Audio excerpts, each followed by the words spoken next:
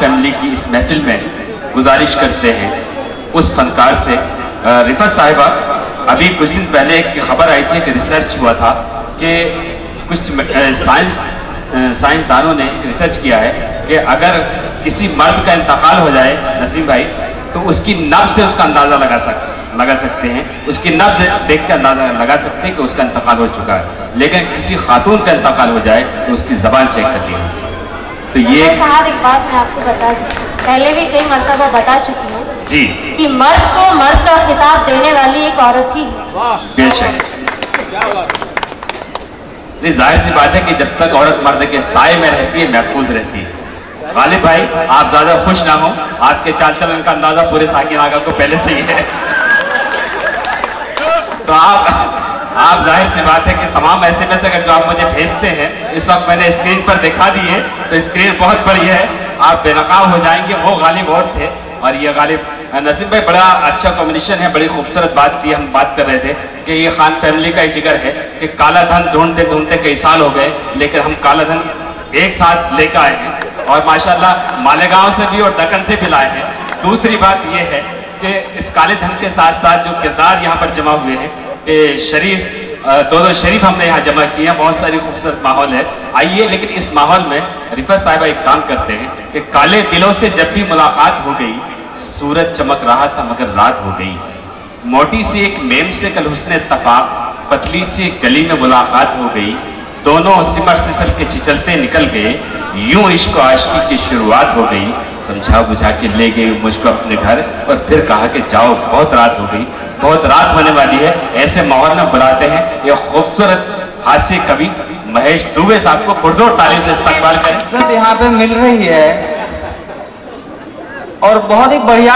अरे मेरा फूल रहेगा, क्या बात, साहिब आलम का फूल, क्या बात।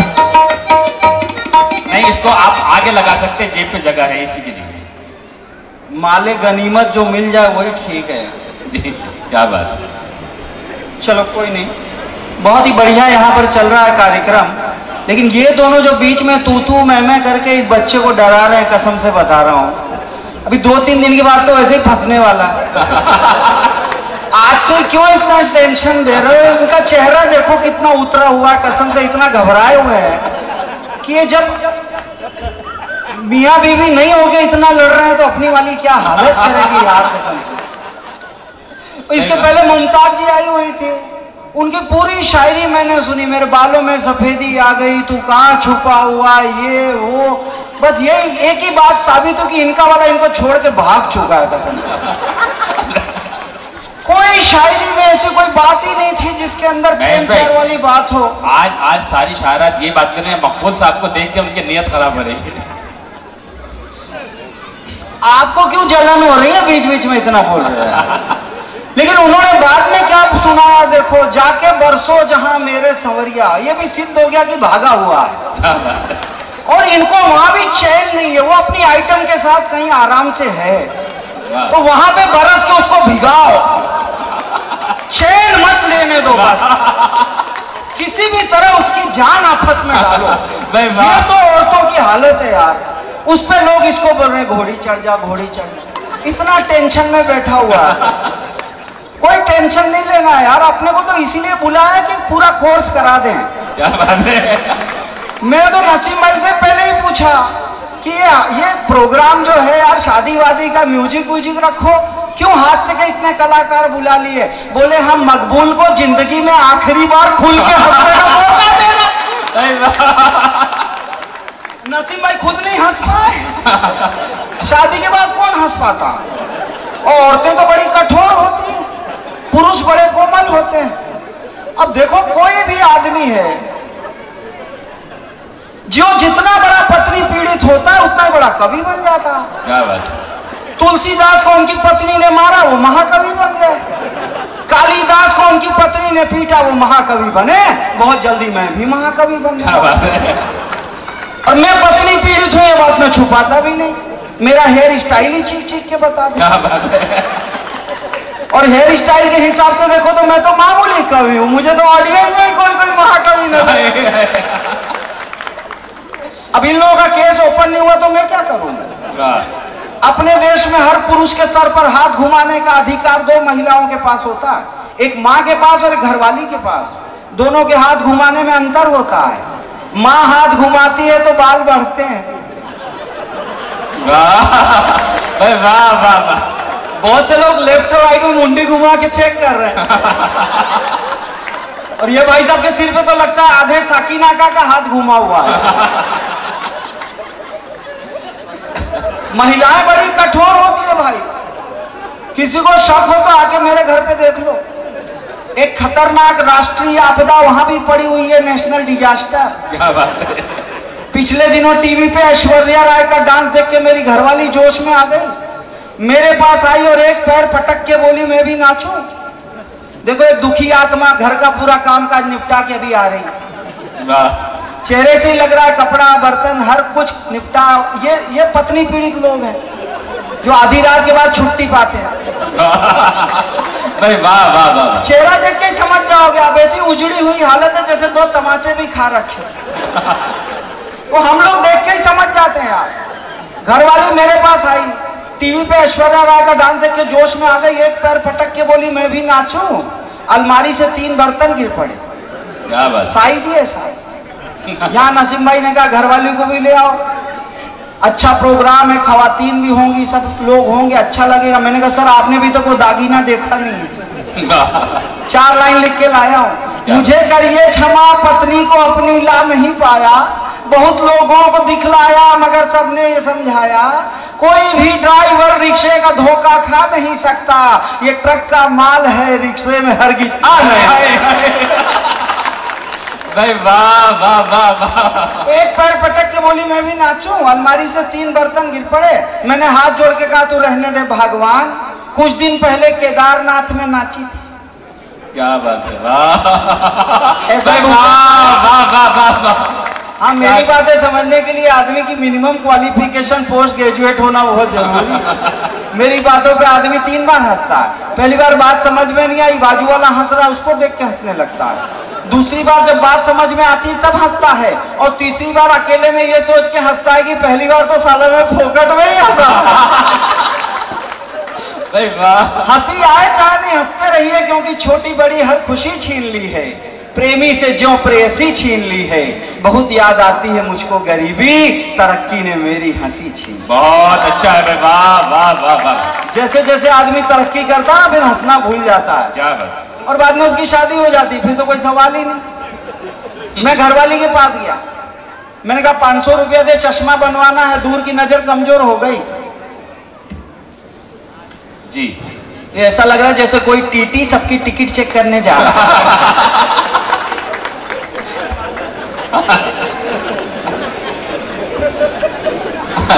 भाई वाह। और उसके पीछे पीछे वो जो पैसा वसूल करेगा। भाई वाह। क्या कहने भाई, पुरजोर तालियों से इस्तकबाल करें दोस्तों। क्या खूबसूरत शाम है। वाह वाह। जिंदाबाद महेश भाई। मैं घरवाली के पास गया साहब, मैंने कहा 500 रुपया दे, चश्मा बनवाना है, दूर की नजर कमजोर हो गई। बोली फोकट में खर्चा मत करो, मुझसे खूबसूरत पूरे एरिया में कोई नहीं। क्या बात है। मैंने कहा उस काम के लिए चश्मा नहीं बनवाना, तुम कितनी खूबसूरत हो उस पर तो एक शेर है कि खूबसूरत हो तुम खुद को बुरी नजरों से बचाया करो, और नजर से बचने के लिए आंखों में काजल ही काफी नहीं है, गले में एक नींबू और मिर्ची भी लटकाया करो। मैंने कहा मैं रात को प्रोग्राम से आता हूँ, कहीं एक्सीडेंट हो जाए, मुझे दूर का कुछ नहीं दिख रहा है। मेरा कान पकड़ के टेरेस पे लेके गई, ऊपर उंगली दिखा गई, वो क्या है? मैंने कहा चांद है। बोली और कितना दूर देखेगा। बहुत अच्छा है। वाह वाह। हर शादीशुदा आदमी अपने पॉकेट में अपनी घरवाली का फोटो रखता है। महिलाएं सोचती है मुझसे बहुत प्रेम करता है इसीलिए मेरा फोटो लेके घूम रहा है, ऐसी बात नहीं है। हर शादीशुदा आदमी अपने पॉकेट में अपनी घरवाली का फोटो इसीलिए रखता है कि जिंदगी में कोई भी मुसीबत आ जाए, कितनी भी बड़ी मुसीबत हो, खीसे में से घरवाली का फोटो निकाल के देख लेता है, मुसीबत छोटी लगने लगे। क्या बात है, पूरा कोर्स करा के जाएंगे। भाई वाह वाह। अच्छा, महिलाएं सोच रही हैं हम झूठ मूठ इनको बदनाम कर रहे हैं।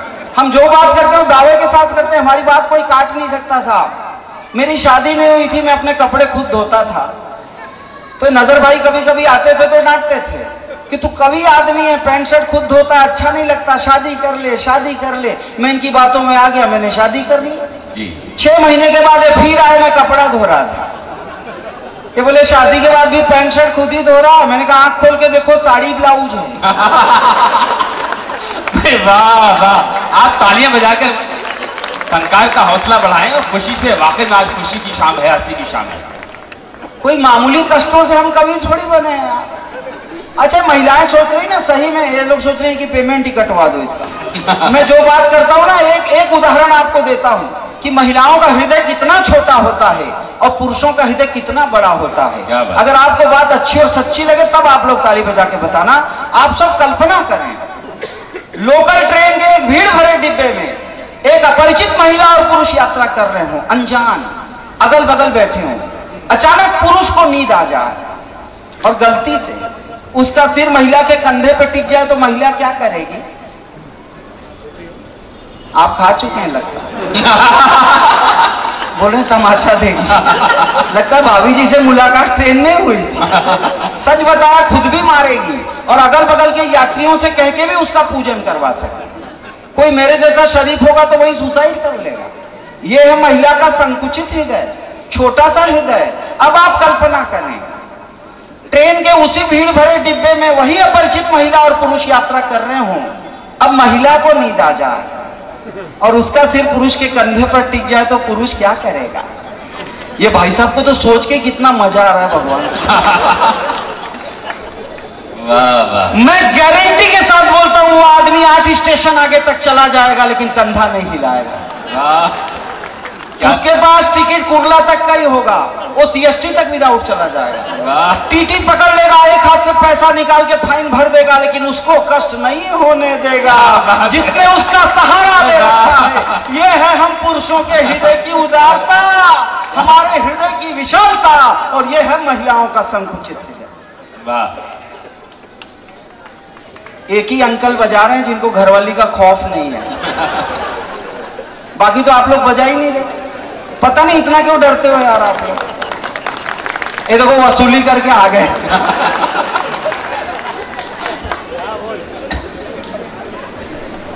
वो जो वो गया था कांधे पर रख के, उसी के पीछे पीछे गए थे। हाँ सर, अब आते टाइम वो आगे आया, माल उसके पास है ना।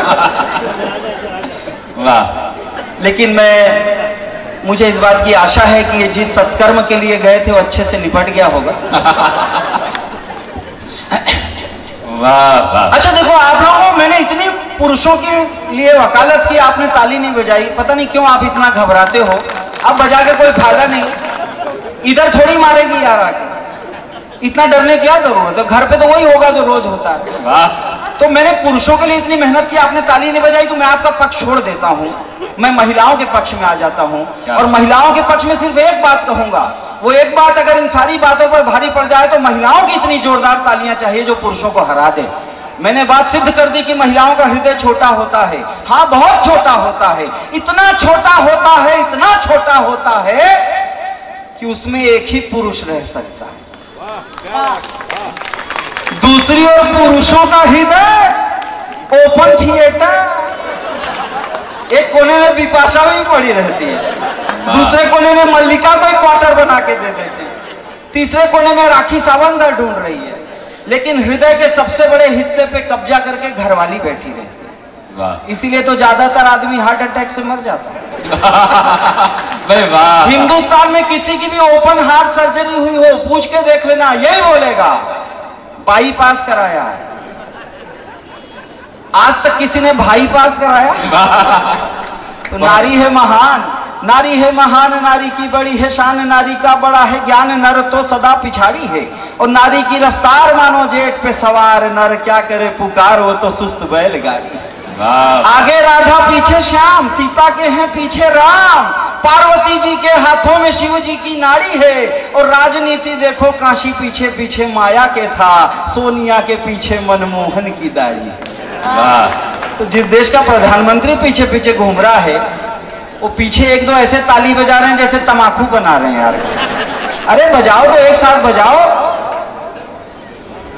इस आत्मा को चैन क्यों नहीं है भाई? अब तो टीटी भी अपनी जगह पे बैठ गया है यार। हाँ, ऐसे में प्रोग्राम में गया था, एक भाई यहाँ से वहां राउंड मार रहे थे। मैं कविता सुना रहा था, मैंने कहा भाई साहब पसंद नहीं आ रहा है तो बंद कर दूं। बोले नहीं तुम सुनाओ, तुम तो हमारे मेहमान हो। मैं तो उसको ढूंढ रहा हूं जो तुमको बुला के लाया। क्या बात है। हमको तो नसीम भाई ने बुलाया और नजर भाई पकड़ के लाए कसम से यार। और बहुत मास्टर आदमी है कसम से। नजर भाई जैसा मास्टर आदमी मिलना मुश्किल है। हम ट्रेन में जा रहे थे, बगल में बैठे थे, सामने चीनी आके बैठ गया, चाइनीज के हाथ पे मच्छर बैठा, तो चाइनीज मच्छर मार के खा गया। तो नजर भाई के हाथ पे मच्छर बैठा तो जिंदा ही पकड़ लिया, और चीनी से पूछा खरीदेगा? जिधर कोई धंधा नहीं होता उधर ही आदमी धंधा बना लेता। इनके पड़ोस में एक मद्रासी मर गया, सब लोग रो रहे थे। एक और मद्रासी जोर जोर से रोने लगा। सबने पूछा क्या हुआ? उसने कहा मैंने इससे 1000 रुपया उधार लिया था, ये मर गया, मैं क्या करूं? सबने बोला 1000 की नोट इसकी चीता पे रख दो। उसने 500 की 2 नई वाली नोट चीता पे रख दी। नजर भाई देख रहे थे, ये भी रोने लगे। सबने पूछा क्या हुआ? बोले मैंने भी 1000 उधार लिया था। सबने बोला आप भी 1000 की नोट रख दो। इन्होंने 1000 की नोट नहीं रखी, 2000 का चेक फाड़ा, 2000 का चेक रखा, 1000 कैश निकाल लिया। जो आदमी चीता को एटीएम मशीन बना सकता है, वही इतने कम पेमेंट में मुझे पकड़ पकड़ के बुलाता, कसम से बता। मेरी जो हालत इन्होंने कर दी है कम पैसा दे दे के, भगवान कसम पूरी जैकेट खरीदने का पैसा नहीं है, आधी जैकेट पहन के घूम रहा। बहुत अच्छा है। टेलर सी ही नहीं रहा है बिना पैसा लिए यार। जो हालत मेरी खराब इन्होंने की है, फाइनेंशियल पोजीशन बिगाड़ के रख दी है यार। अभी नाज होटल जो सर का है, उसके गेट पे एक आदमी मिला, मेरे को पूछा भाई साहब 100 रुपए का छुट्टा है क्या? मैंने कहा छुट्टा तो नहीं है, लेकिन आपने ये पूछ के मुझे जो इज्जत दी है उसके लिए मैं सारी जिंदगी आपका शुक्रगुजार हूं। कसम से एक बार मेरी शादी हुई, एक बार हमारे यहाँ एक ही बार की इजाजत है यार। और मेरी एक बार इसीलिए हो सकी कि हमारे यहाँ मैं तो बनारसी आदमी हूँ। शादी के पहले 30 साल तक प्यार करने की प्रैक्टिस, हमारे यहाँ हर काम प्रैक्टिस के बाद करते हैं। फिर वैलेंटाइन डे के दिन मैंने अपनी 30 साल पुरानी प्रेमिका से कहा आई लव यू। वो बोली आई लव यू 2। मैंने कहा आई लव यू 3 क्योंकि हमको तो अंग्रेजी ऐसी पढ़ाई गई। बचपन में मास्टर ने कहा कल को अंग्रेजी में क्या कहते हैं? मैंने कहा टुमारो। बोले परसों को। मैंने कहा उस पर एक और मारो। अच्छा है। मास्टर बोले तेरी अंग्रेजी बड़ी कमजोर है, तेरा एग्जाम लेना पड़ेगा। मैंने कहा लो। बोले जो दरवाजे के पास लड़की खड़ी है ना, उसको अंग्रेजी में इधर बुलाओ। मैंने कहा हे गर्ल कम हियर। लड़की आ गई, यहां तो लड़का आ रहा। खतरनाक मामला है। मैंने कहा हे गर्ल कम हियर। लड़की आ गई। मास्टर बोले इसको अंग्रेजी में वापस भेजो। अब मुझे आता नहीं था। मैंने कहा सर जब एक बार आ ही गई है तो वापस क्यों भिजवा रहे? बोले नहीं वापस भेज, नहीं तो तेरे को फेल कर दूंगा। तो मैं खुद दरवाजे के पास चला गया। उधर से बोला हे गर्ल कम हियर। क्योंकि पत्थर में पारस की, पक्षी में सारस की, तिथि में 11 की बात ही कुछ और है, और दुनिया में भारत की भारत में, यूपी की यूपी में बनारस की बात ही कुछ। क्या बात है। वाह वाह। बनारस के गंगा की, कानपुर के नंगा की, बंबई के दंगा की बात ही कुछ और है, और लुक्खों से पंगा की, पहलवानों के लंगा की, ध्वज में तिरंगा की बात ही कुछ और है। और जूते में बाटा की, पैसे में टाटा की, धंधे में घाटा की बात ही कुछ और है, और पत्नी के मारा की, लातन की, मुक्कन की, ऊपर से चाटा की बात ही कुछ और है। बहुत अच्छा है। वाह वाह वाह। मैंने कहा आई लव यू 3 तो जोश में आ गई मेरी 30 साल पुरानी प्रेमिका। बोली अब लोग हमारे बारे में तरह तरह की बातें बना रहे हैं, हम दोनों को शादी कर लेनी चाहिए। मैंने कहा सोच तो मैं भी यही रहा हूं, लेकिन मुश्किल यह है कि हम दोनों से शादी करेगा कौन? बोली बेवकूफ मुझे वॉलंटियर समझ रखा, जाके मेरे पिताजी से बात करो, मुझसे शादी करो। मैं गया, मैंने कहा अंकल आपको मालूम है मैं आपकी बेटी से 30 साल से प्यार करता हूँ। वो टेंशन में आ गए, बोले आप क्या चाहते हो? मैंने कहा शादी करना चाहता हूँ। बोले शुक्र है भगवान का, मैंने तो सोचा पेंशन मांगने आ गए। अच्छा तुम कमाते कितना हो? मैंने कहा 1590 रुपया फिक्स पर मंथ। तो हम तो कभी आदमी साहब पहले ही बताया हमारी फाइनेंशियल पोजीशन कैसी होती है। आज तो ये हंसने हंसाने की महफिल है, कभी आपको रोने का मूड हो मेरे घर पे आओ, मैं आपको एक बुक पढ़ने के लिए दूंगा। वो बुक पढ़ के आपके आंसू रुक नहीं सकेंगे। मेरी बैंक की पासबुक, मैं एंट्री कराने जाता हूँ ना, बैंक वाले रोने लगते हैं यार, सर बता रहा हूँ। मैं पिछले दिनों डॉक्टर के पास गया, मैंने कहा डॉक्टर साहब पेट साफ नहीं हो रहा। डॉक्टर बोला गोली लो कल काम हो जाएगा। दूसरे दिन मैं फिर गया, मैंने कहा कुछ नहीं हुआ। डॉक्टर बोला मैं 30 साल से प्रैक्टिस कर रहा हूं, ऐसा केस पहली बार देखा। मैंने कहा 30 साल से प्रैक्टिस ही कर रहे हो, क्या बात, परफॉर्म कब करोगे?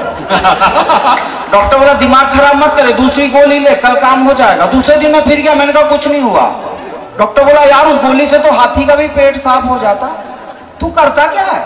मैंने कहा मैं कवि हूं कवि। डॉक्टर बोला हे भगवान पहले क्यों नहीं बताया? ये 5 रुपया ले, पहले जाके कुछ खा। भाई वाह, गोडाउन में स्टॉक है ही नहीं, क्लियरेंस सेल लगाने चला। क्या बात है। तो बोले कितना कमाता है? मैंने कहा 1590 रुपया फिक्स पर मंथ। तो बोले महंगाई के जमाने में बहुत कम है मेरे भाई, लेकिन कोई बात नहीं, मेरी बेटी भी 1500 कमाती है। मैंने कहा वो तो मैंने पहले ही जोड़ लिया है। क्या बात है, क्योंकि बनारसी आदमी का हाथ हिसाब किताब में कोई नहीं पकड़ सकता साहब। लेकिन शादी तक ही प्रॉब्लम सॉल्व हो जाए ऐसा नहीं होता मकबूल भाई। शादी के बाद तो नए नए प्रॉब्लम्स क्रिएट होते हैं। एक कवि की शादी हुई, पहली ही रात उसने सोचा अपनी पत्नी पर अपनी विद्वत्ता की ऐसी धाक जमा दूं कि सारी जिंदगी के लिए मेरी गुलाम हो जाए। तुरंत एक गीत लिखा, तुम ही मेरी कामिनी हो, तुम ही मेरी भामिनी हो, तुम ही मेरी दामिनी हो, तुम ही मेरी सब कुछ हो। तो पत्नी भी सेमी कवियत्री थी। वाह, बोली तुम ही मेरे सुरेश हो, तुम ही मेरे रमेश हो, तुम ही मेरे योगेश हो, और तुम ही मेरे मायके वाले महेश हो। भाई वाह वाह वाह। कवि का टेंशन बहुत बढ़ गया। बोले शादी के पहले तेरे कितने लोगों से दोस्ती थी? आज ही बता दे, बाद में पता चला तो अच्छा नहीं होगा। पत्नी चुप हो गई, 15 मिनट तक चुप रही। पति बड़ा खुश हुआ, बोला इसका मतलब तुम्हारी किसी से दोस्ती नहीं थी? वो बोली धत अभी तो मैं गिन रही हूं। वाह। तो कवि का टेम्परेचर 100 तो क्रॉस कर गया। उसने इधर उधर हाथ मारा तो एक पोटली मिली, उसे खोला तो थोड़े से चने पड़े थे और 12.5 रुपए कैश। उसने पूछा ये चने किस बात के हैं? बोली शादी के पहले जो मेरा एक दोस्त होता था उसके नाम पे मैं एक चना रख लेती। क्या बात। इसने चुपचाप बैठ के गिना तो 60 चने निकले। फिर पूछा ये 12.5 रुपए किस बात के हैं? वो बोली 2.5 किलो चना बेच दिया था। इतना वजन लेके किधर किधर घूम गए। वाह वाह, क्या बात, बहुत खूब, क्या बात है। महेश दुबे साहब, क्या खूबसूरत कविताएं, क्या बातें और क्या तजर्बे पेश कर रहे थे आप। जाती जिंदगी के बारे में बता रहे जो आपके साथ अब तक होता रहा। दोस्तों आइए एक बार जोरदार तालियों से हम महेश दुबे साहब का शुक्रिया अदा करते हैं। डॉक्टर साहब को जाना है, मसरूफियत है। पहली बार मैंने किसी डॉक्टर को इतना खुलकर हंसते हुए देखा है, वरना डॉक्टर लोग हंसते कम है। ये मैंने अक्सर बिल्कुल सदाकत से बता रहा हूँ, बहुत कम हंसते हैं। हमारी दुआ है कि आज इस माहौल में वो आए। शुक्रिया उनका।